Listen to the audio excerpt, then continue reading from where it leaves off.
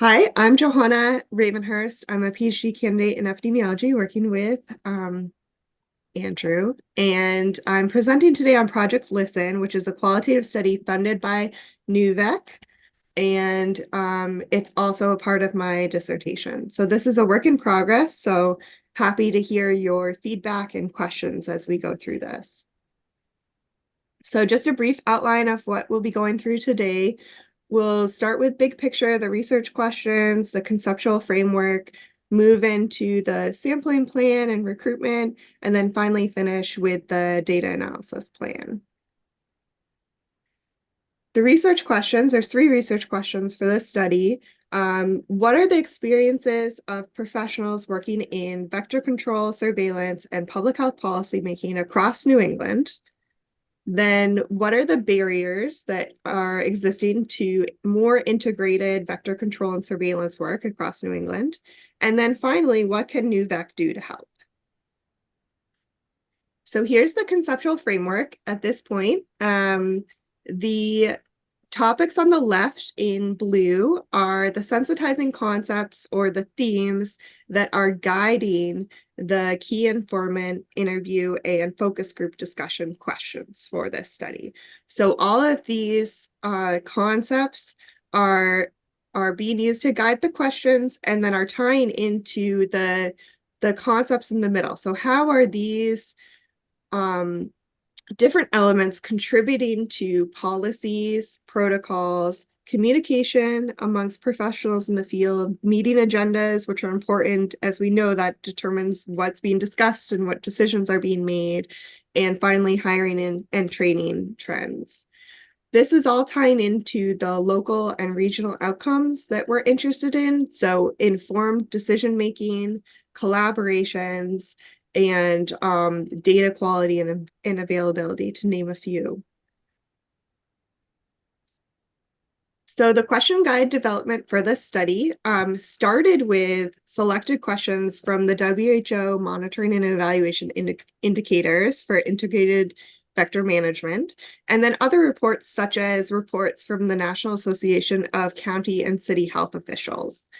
The questions were further refined through the literature review process, and then also I had several meetings and discussions with members of the target groups for participants to make sure the questions made sense to them and were kind of in line with what they were thinking about and concerned about themselves. As we went through this process, there was also further question refinement amongst members of the research team. So we carefully talked through the questions to make sure that we weren't soliciting, for example, dichotomous yes/no answers, because it's easy to fall into that habit, right, of posing questions in a way that people may answer with a simple yes or no. And we certainly don't want to go through this whole process and not gain a depth of understanding of these people's experiences and challenges. So we also made sure we're focusing on key questions, not being too repetitive, and that the question wording is clear.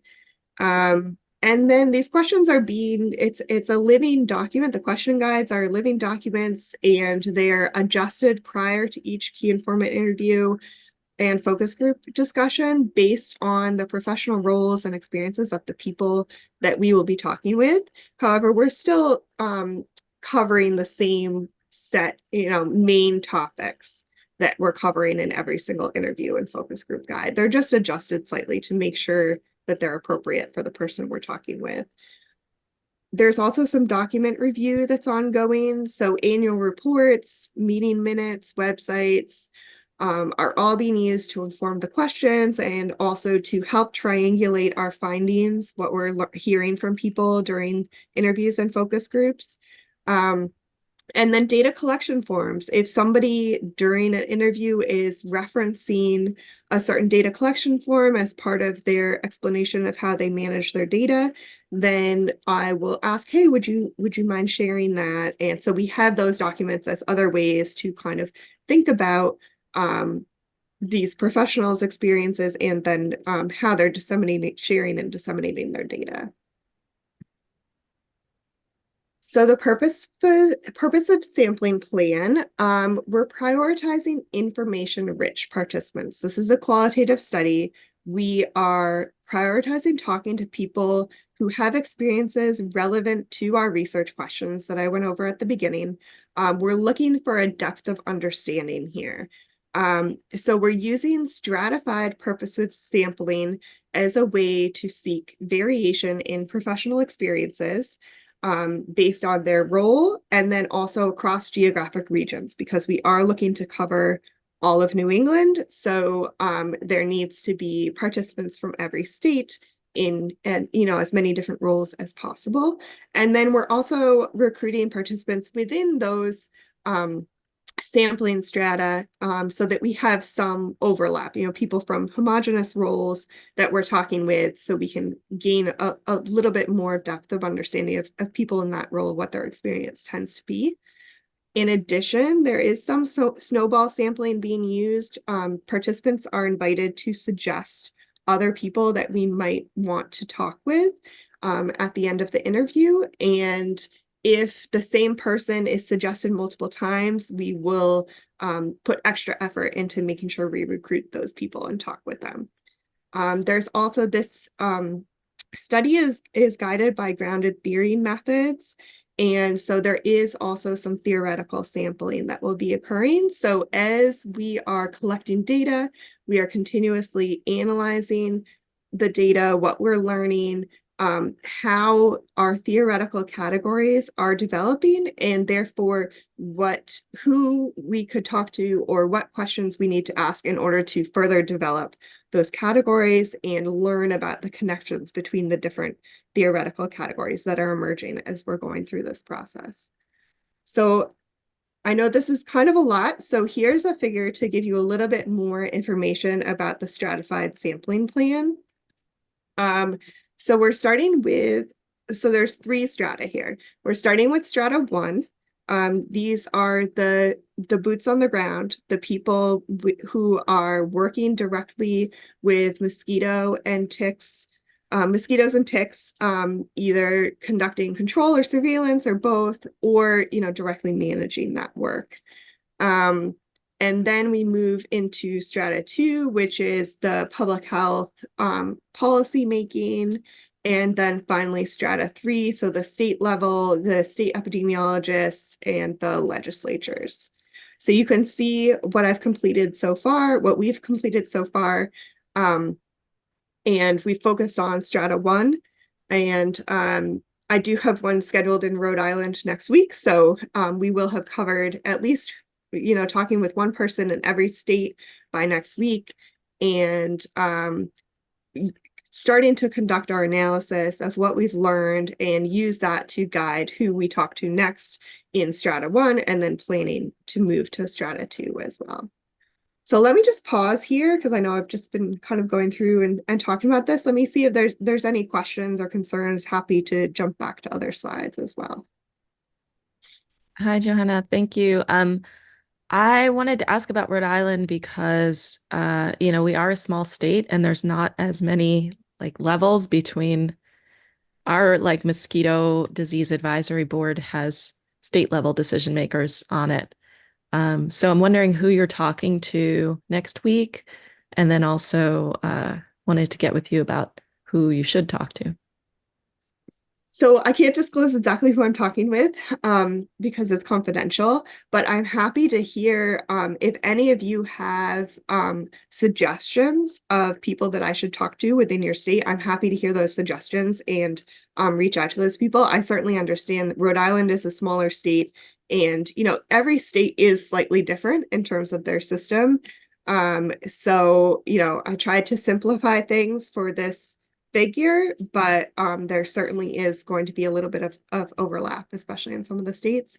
And also, I anticipate that we may not reach the target minimum sample per state if there's just not enough people willing to talk with me or with us. So in that case, we would try to thoroughly saturate at least 3 of these states, and then in the other states, just talk with as many people as possible. Okay. Yeah, I mean, there really is only one person you could be talking to. So, I imagine it's that person, but can you explain the importance of the confidentiality?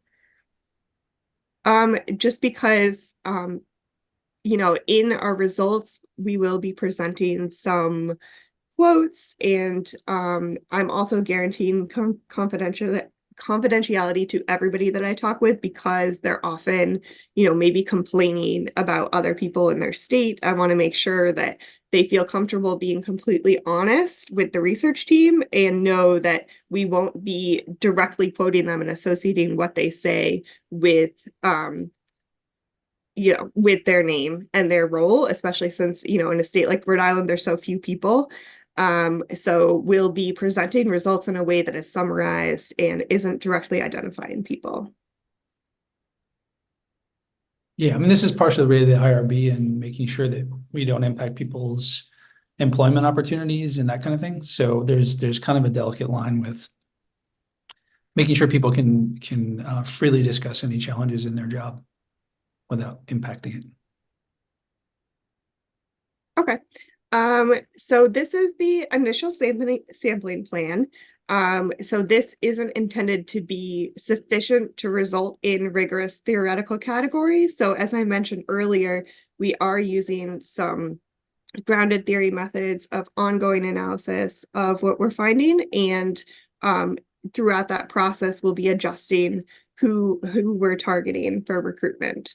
And again, the overall goal here is not we're not looking for a random sample. The goal is not to have participants who are fully representative of the target population. We're seeking depth of the theoretical concepts that are emerging, which will in turn lead to results that are more general as we have more depth of these concepts. So recruitment, there was some great recruitment opportunities in the fall. There was a Northeastern Mosquito Control Association field day. We were able to run an in-person focus group discussion there, and then another at the annual meeting in December. And the annual meeting was also a great opportunity to connect with other potential participants, just kind of tell them about the study, see if they were interested, and kind of get the ball rolling in terms of scheduling interviews with them as well. I highly recommend attending this annual meeting. If any of you haven't, it's a really great group, very welcoming, a nice community. I really enjoy spending time with all of them. And we are planning to present results from this study at the next annual meeting and use it as a way to kind of start a discussion about next steps as well, to make sure we're giving back to this community and continuing to involve them in the conversation, not just take what they say and write up some report. Recruitment also is involving some direct emails, and then it will include some emails to listservs as appropriate, and recruitment at other conferences and events. And I'm, of course, open to ideas and suggestions from all of you. If you have suggestions of people to talk with or conferences or events that might be great to try to conduct an in-person focus group at, we're open to these ideas. So for every state, as Nell had kind of brought up, every state is quite different in terms of all the key players here that we're interested in talking with. So I've been working on developing these situational maps. They're not all completed yet. Occasionally, if it seems appropriate, depending on the participant, I may have a copy of this and ask them to look it over, see if there's anything they would change, or just use it to guide our conversation about the key players in their state and how they all work together. So this is what I have so far for Connecticut. There's quite a few different players in Connecticut, but kind of just thinking through how they interact and again, like who might be important to talk with. We're not going to talk with everybody, but at least get a variety of perspectives. And finally, Johanna, can I ask about that? yeah. I know you said not all of them are complete for every state, but are there, in comparison across the states with the situational maps, as you call them, are you finding that there are drastic differences or there are similarities that I think would be really interesting to look at kind of all of them and see what the variation is state by state. Yeah, I think that's a great point. I think at this point, I've been developing the maps, but as part of the analysis process, I think comparing those maps directly is a great idea. So moving on to the data analysis plan. So we're getting ready to begin the analysis of Strata 1 data at this point. So we're conducting key informant interviews and focus group discussions. I am conducting all of the key informant interviews, and I'm the primary facilitator for all focus group discussions with help and support from staff from the Center for Program Evaluation. Yes, Tom, you had a question. Could you just go back one slide for a second? Yeah, happy to. So in your lower right hand, you have ag extension researchers. And so I was on a cooperative extension meeting this morning, and it seems like increasingly there are opportunities for involving extension. And so I'm glad that you have it on your map there, but it would seem like there's a lot of potentially looming opportunities to involve extension. There's like some national extension foundation kind of network already. And so the question came up this morning about their role in health issues in particular, and seems like it's completely underutilized at this point. And so I'm glad to see that you're considering it, but it'd be good if it's not just left in a corner someplace. Yeah, it's a great point. I mean, you can see that I left that box without any clear connections to the other groups because it's a little unclear to me how the extension researchers are involved in some of the routine operations that are going on here. So any insights that you have would be helpful, or suggestions of certain extension researchers to talk to in each state. There's quite a lot to learn, and I agree that pulling them in would be beneficial to everybody.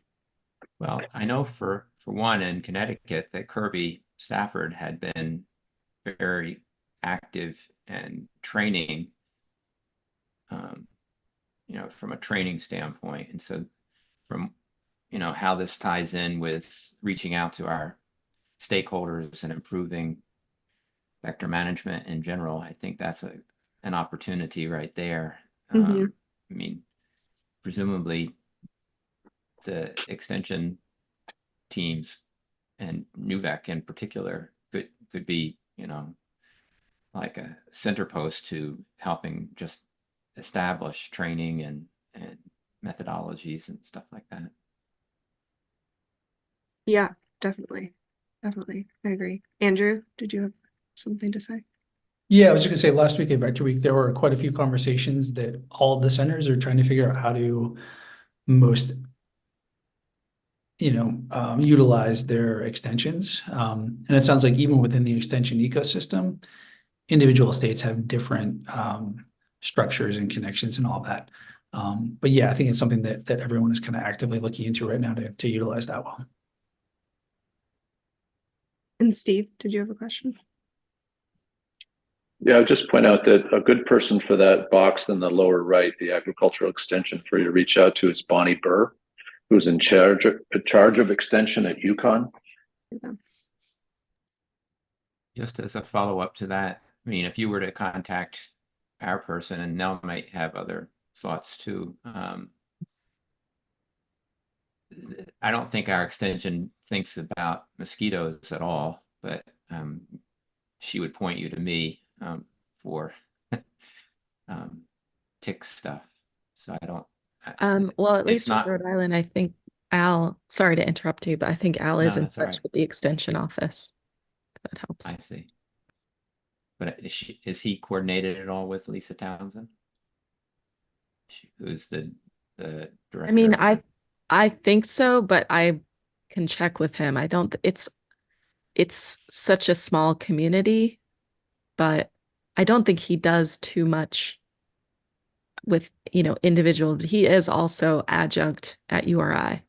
Yeah. So, And to be clear, this is one of the things that Johanna really wants to try and understand is the connections between all these different groups that in theory should and could be collaborating, but don't always do it as much as they should. So those are exactly the questions we're trying to sort out. Well, It following may up on sometimes, go sorry, I ahead, was Steve. going to say it may sometimes be hard to get people from on the ground to identify those connections that don't exist. So I think it's good to have a comparative approach. Like you see how things work in Massachusetts, how that's different from Connecticut, how that's different from the other states. For example, all the mosquito testing happens in ag at CAES in Connecticut, whereas here it's all at DPH. Mhm. You wouldn't even get them, thinking that way unless you were able to look at the comparison between the two different versions. Mhm. Mhm.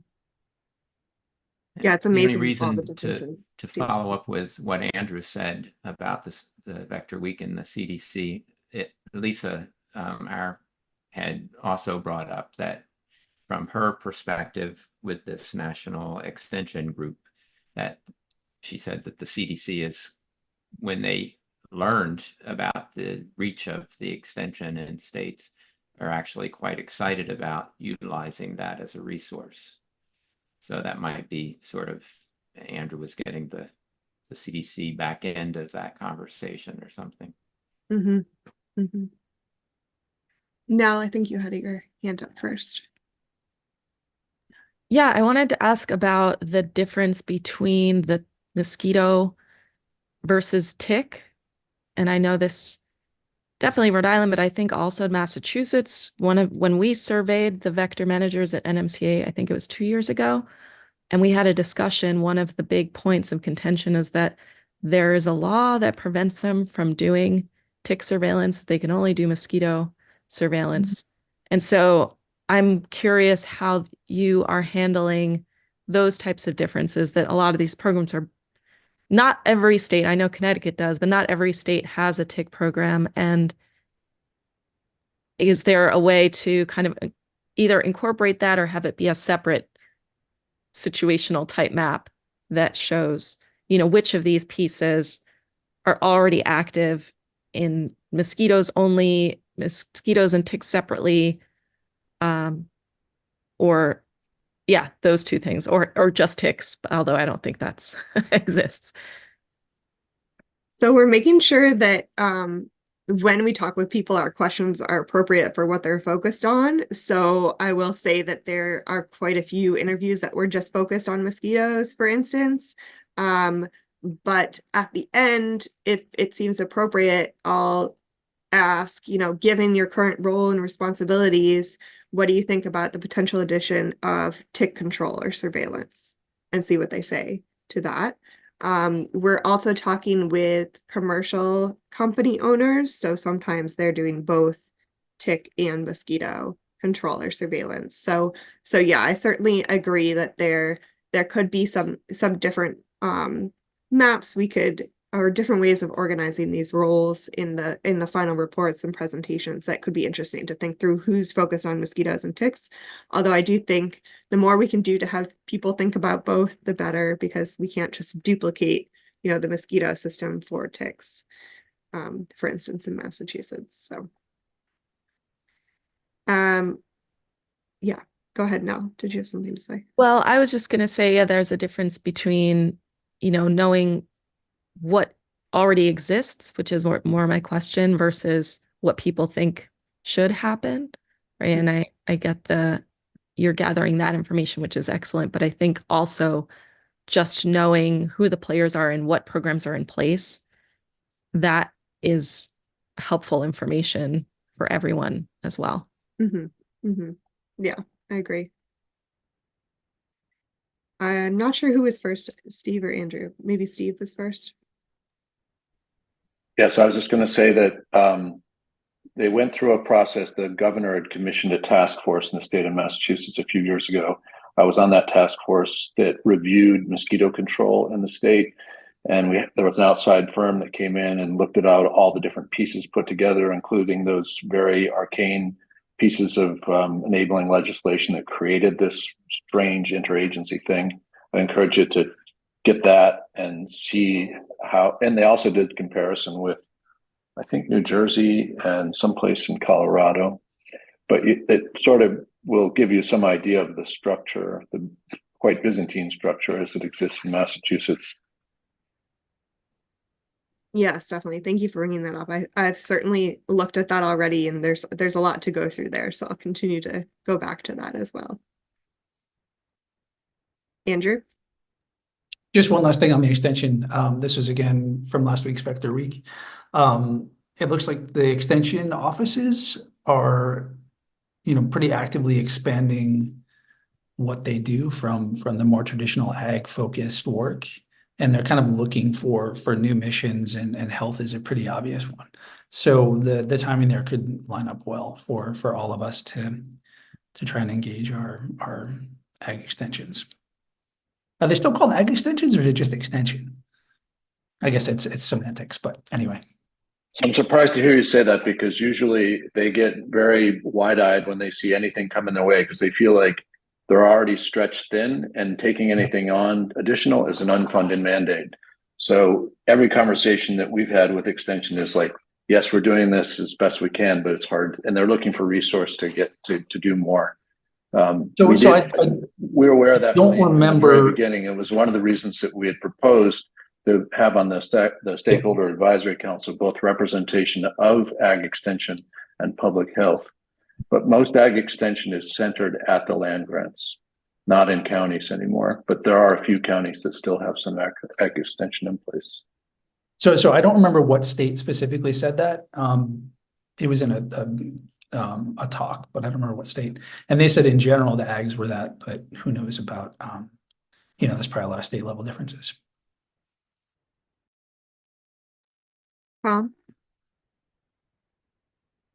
Yeah, so what was said this morning at the extension meeting was that the CDC was sort of implying that they would potentially have money that they would put into this if they would extension into health related issues. So I think I think Andrew was sort of getting a sense of that as well, that they may have already indicated that that's where they would like to go. Because I brought it up as just an opportunity, because I'm already thinking about how we could find resources to help with the whole alpha-gal onslaught that we are expecting now that we have Lone Star ticks, and that something that might be potential on the horizon. Just maybe the CDC was unaware of the potential reach that extension has within community. I would just add that they not only have reach, but they have the trust that the departments of public health don't usually have. So people don't trust departments of public health the way they trust extension for one reason or another. Lars? Yeah, I was just thinking in terms of these are university extensions. I was just, Andrew, I'm not entirely clear how that works from our end. It's if that is one of the partner organizations that Sue and Jess are working with extensively, but I'm not quite sure which one it would be in terms of a university umbrella. Do you have a better recollection than I do? I don't. There was just some discussion that the extensions were interested in trying to get a bigger reach. Okay, so I can bring that up. I can bring up that with Sue and Jess, so I can get some clarity on it, because there is contracts in place with the NACHO, but that's local health officials and ASTO, but that's still health officials. So I'm not sure which organization we would be working with actively on the university front, but I can figure out that a little bit. Okay. So I'll look through my notes, and if I find anything, I'll flag it. And then I would just like to commend Johanna for a very thorough and an approach that makes perfect sense with me, and just the combination of of the tiers of people to talk to and trying to build these situational maps, it seems like a very rational and effective way of doing a needs assessment. So I really, really appreciate that. And just one more thing from my end there. So as Andrew might have told you, a lot of Friday was about us trying to find ways to improve crosstalk between COEs and techs. And one working group that is somewhat forming is called needs assessments and surveys. And that was essentially, it started from Emily Mader and Laura Harrington. And in the first step is just involving all the new training and evaluation centers to try to figure out, because everyone's charged, all the techs are charged with doing needs assessments. And I think we're trying to figure out how to drive that new working group forward. So I'd really like to involve you guys in that when it comes on board, because what you are doing here, I think would be really interesting for some of the techs to hear, and they might have other ways of looking at this and going at it too. But I think it'd be a nice cross conversation for how you can do this. That sounds really great. Thank you. I appreciate that. And I'd be happy to collaborate with others who are working on similar projects. Certainly hoping that this approach can be expanded across other regions as well. After we've learned from New England, there's certainly plenty of other groups to talk with. And I think you're in a good spot too in terms of capturing the complexity, since you have what, six different states of different sizes, and the Steve noted with wildly different ways of doing things, ranging from, probably pragmatic in Rhode Island to Byzantine in Massachusetts. So I know it's a nice cross section of states to deal with, and just capturing the complexity of doing it is great. Yeah, that's one of the surprising things I've been learning and talking with people. I have been most familiar with the system in Massachusetts until I started this project, and just learning about the variation in like how departments are working together, and whether they're meeting regularly and making decisions together or not, and just like the sheer differences in the number of players, and how comprehensive mosquito and tick surveillance is across each state. So yeah, there's a lot to learn. And it'll be great to compare things once we have a clear understanding of each state. So just moving into the data analysis plan a little bit more. So we are writing field notes as soon as possible after each interview and focus group discussion. We have recordings and transcripts, which the staff from the Center for Program Evaluation is cleaning up the transcripts.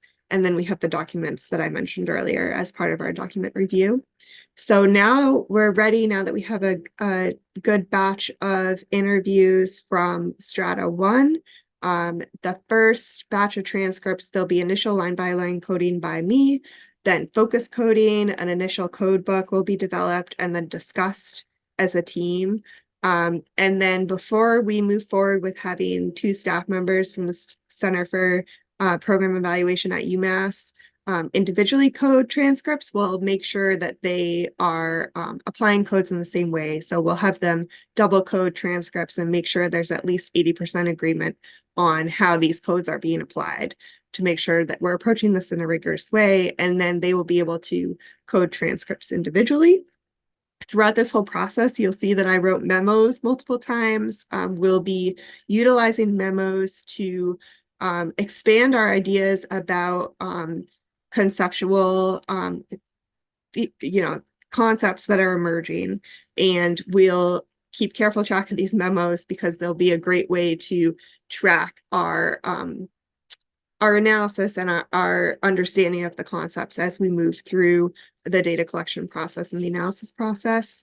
We will be careful to discuss our preconceptions and check the language of the codes and practice reflexivity as researchers, and also discuss data saturation as appropriate as we reach what we think could be data saturation for within each strata and for the theoretical concepts that are emerging.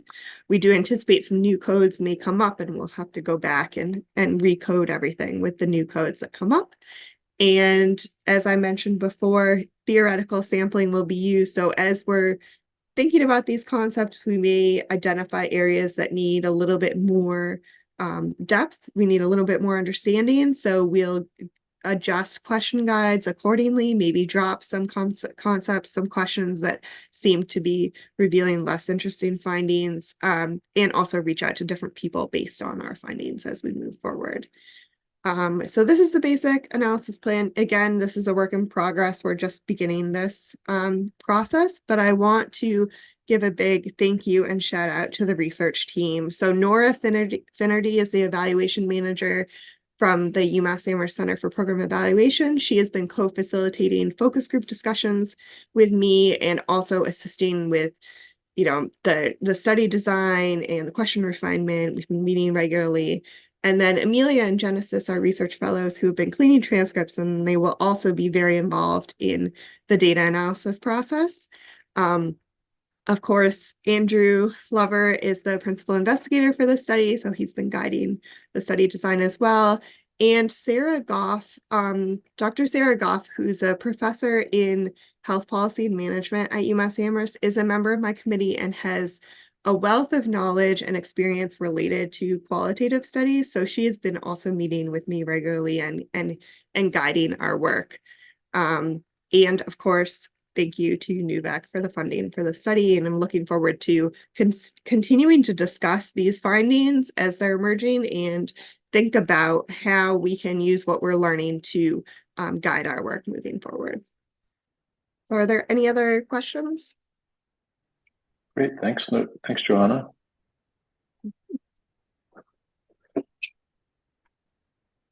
Just one, if people have ideas about, or like in individual states, if there are gaps that you see, maybe as soon as we have some of these draft organizational maps put together, we can send them out to Nell and everybody in individual states just to get an idea if there's anyone we're missing, because it's been really surprising how complicated the organizational structures are in each state. Yeah. All right. Great. Thanks, everybody. Great. So we'll meet again in 2 weeks, and we'll have Matt Kieswetter come in and talk about the bee-friendly parasite work. Great. Wonderful. Okay. Bye, everybody. Good seeing everybody. You too.